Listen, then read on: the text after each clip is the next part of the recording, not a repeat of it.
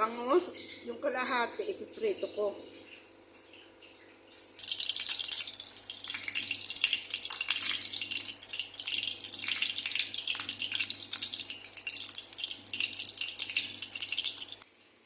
Meron po tayong bawang, sibuyas, luya, kamatis, konting pichay at saka po talbos ng kamote. Ito po ay nakapreset to yung upo at saka talong. Alam niyo naman po ngayon is Biyernes Santo, bawal ang karne, di ba? Puro na lang dito kasi ngayon. Ilang araw na puro manok, hindi ko po yung kaya. Yan. Kaya gagawa tayong paraan.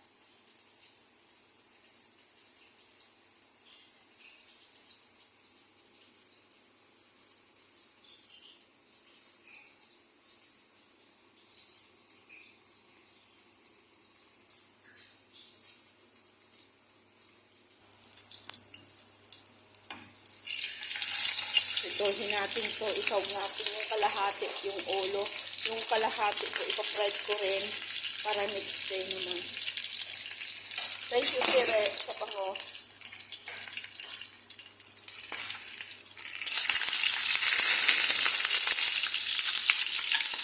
Para hindi ho malansa, kaya ipapride natin.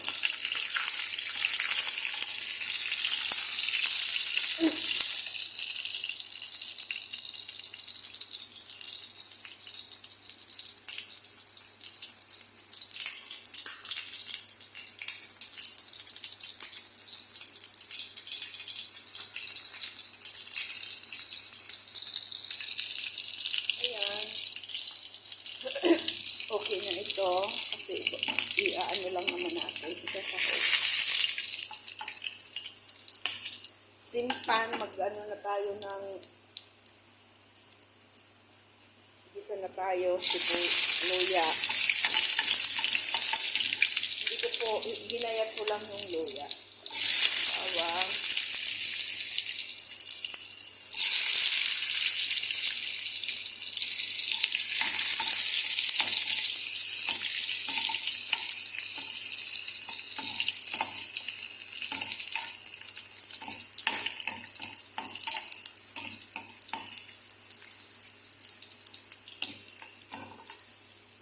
Ganyan natin yung sibuyas. Yung sibuyas po, nilaki ko lang yung hila.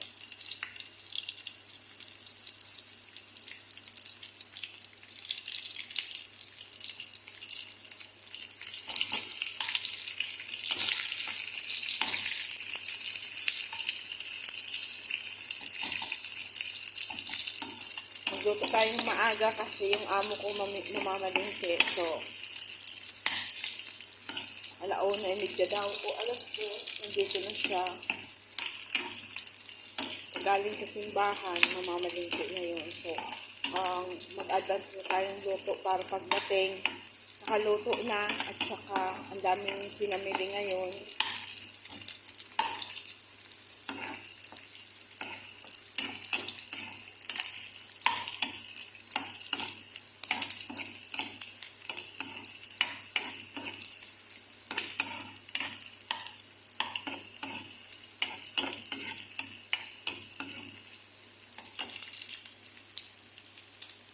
Ganyan natin kamatis. Dinamihan ko pong kamatis kasi hindi tayo maglalagay soy sauce.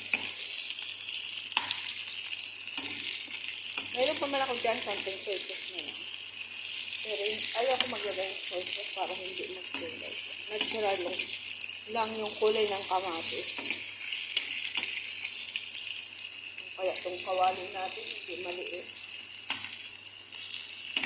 Parang maliit po itong kawali natin. Parang ilagay ko doon sa malaki-laki.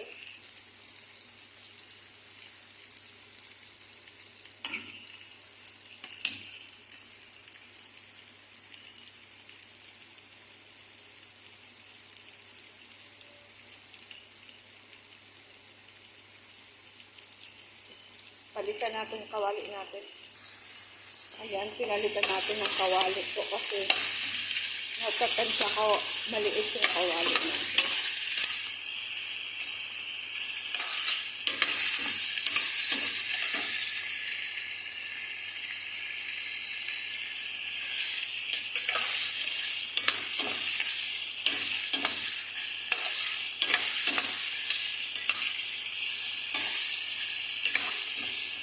So, lagay na natin yung ating prinitong bango.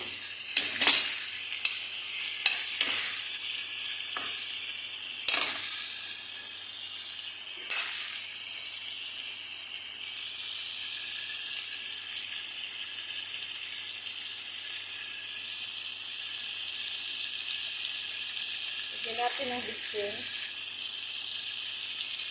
at beef.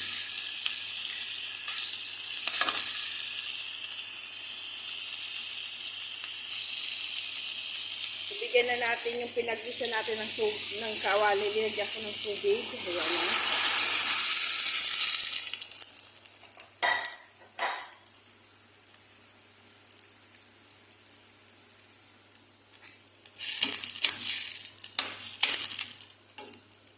Ayan muna natin siyang kumulo.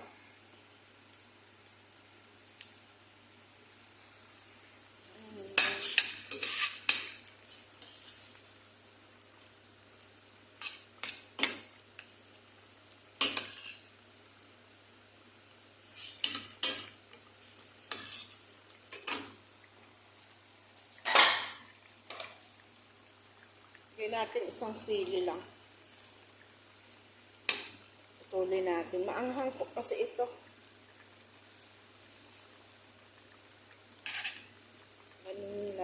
Lisain lang natin.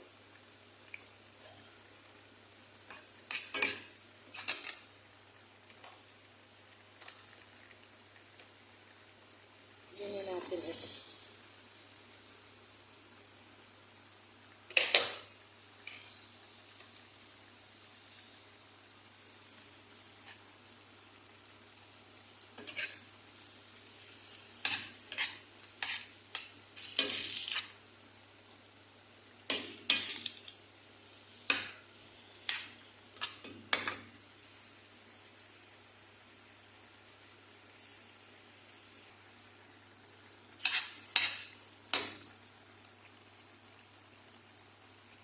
Lagyan natin ng pitsay para dumadami-dami yung gulay natin. Kung yan may yelo-yelo na kasi yung pitsay nag-yelo-yelo, sayang naman po nilagay po sa freezer. Ang mahal po kasi ng gulay dito sa Kuwait, kaya sayang naman kinabangan natin. Nag-yelo lang naman siya eh.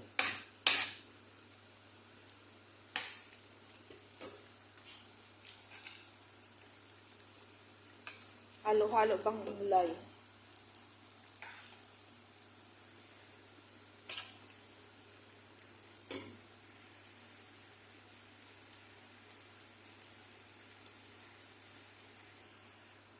Ayan, takpan natin muna.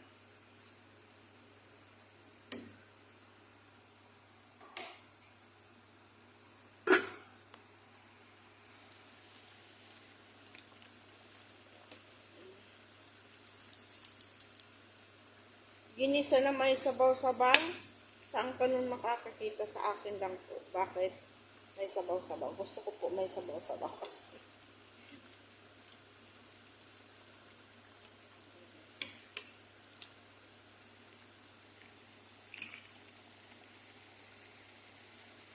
Mayroon pa tayo niyan ilalagay yung talbos ng kamote. So, paluto-lutuin lang muna natin ito.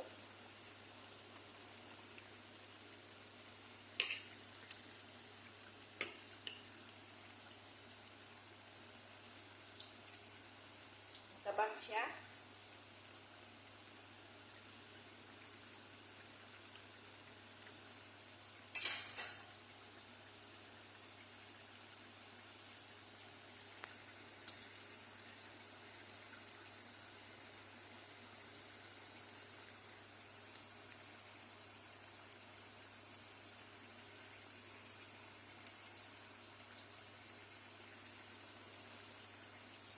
Nagluluto ako dyan sa kabilang chicken butter.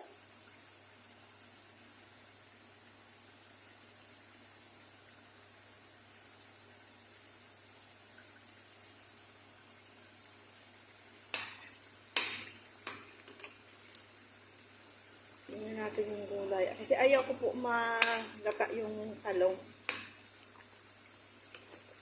Tingnan natin.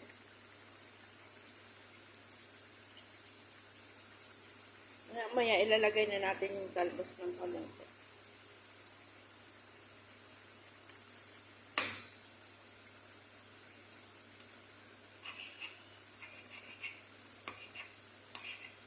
Dinudurog ko yung sili para may konting sipa. Ayaw ko po sa siling masyadong gusto ko po yung lasa lang. Konti.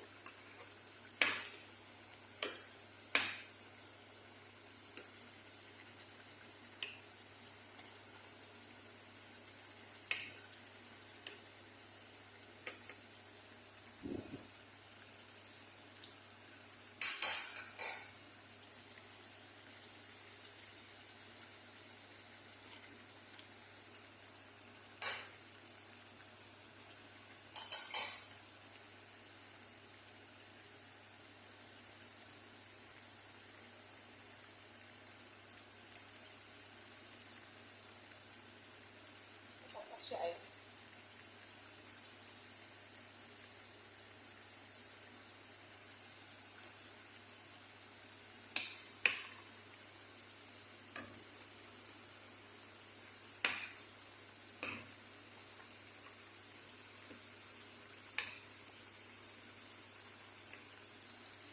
Ang ganda ng kulay. Ang kulay ng buhay.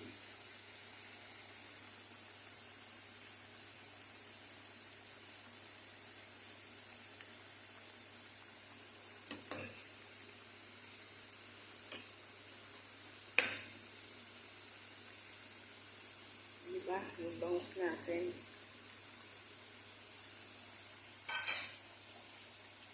Pwede na natin ilagay itong talbos ng kamote.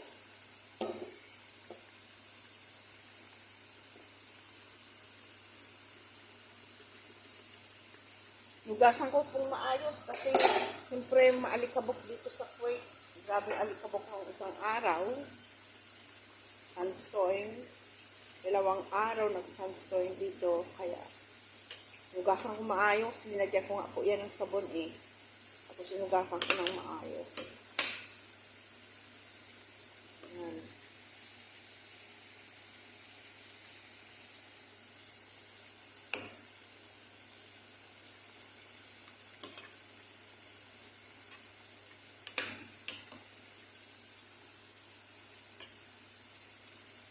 Diba? May ulam na tayo.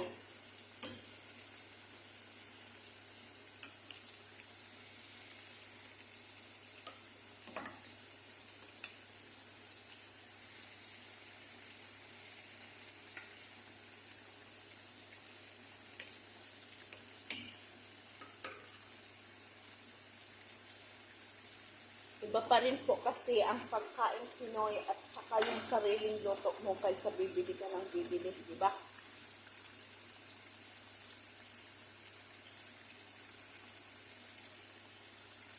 Mas maganda yung sariling luto.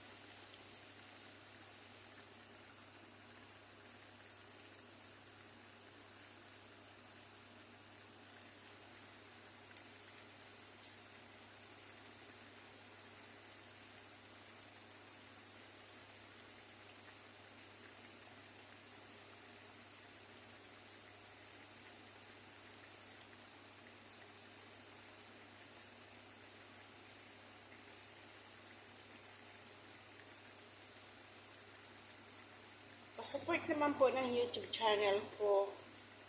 Gusto ko rin po kasi mamonetize ang views para po makatulong ako sa asawa ko at sa pamilya ko at sa iba pang nangangailangan ng tulong. Gusto ko rin po magtulong sa mga senior citizen, ganyan, at saka baby. Baka sana po someday na umano po yung views natin. umangat. Kaya po, sana pa-help naman po ng YouTube ko.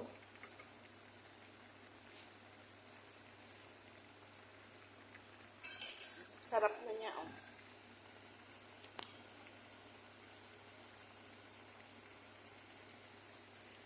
Ano pa rin talagang pagkain Pinoy.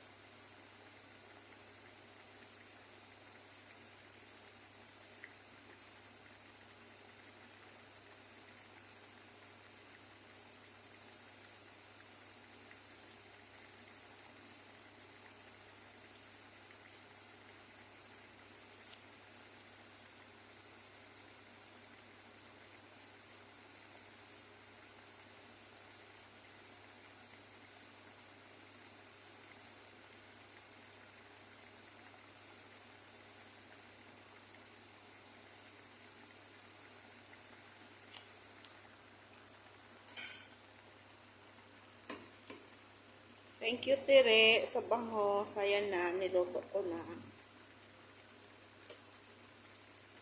December pa yan, inunti-unti ko talaga. Mayroon pa ako dyan yung, yung beef at saka yung chicken pet.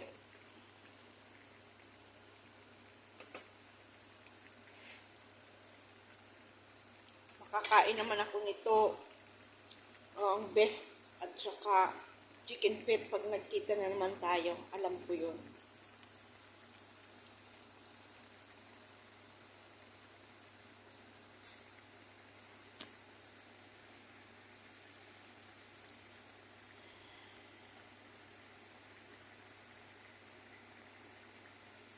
Ayan po, dahil na po yan. Thank you very much sa mga walang sawang suporta. God bless you po.